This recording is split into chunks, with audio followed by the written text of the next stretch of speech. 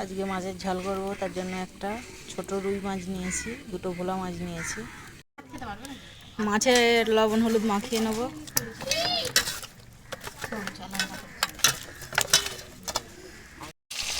মাছগুলো ভেজে নেব।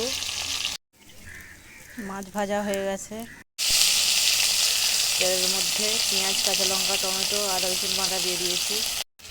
এবার লবণ দিয়ে দিচ্ছি। এবার লঙ্কা গুঁড়ো দিয়ে দিচ্ছি, হলুদ গুঁড়ো দিয়ে দিচ্ছি, জল দিয়ে দিচ্ছি।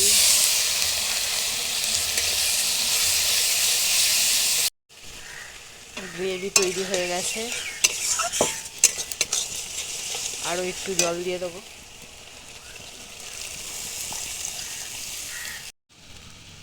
ঝোলের মধ্যে মাছ দিয়ে দেবো, আবারও ঢাকা দিয়ে দেবো।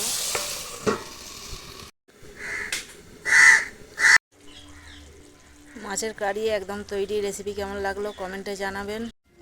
রেসিপি ভালো লাগলে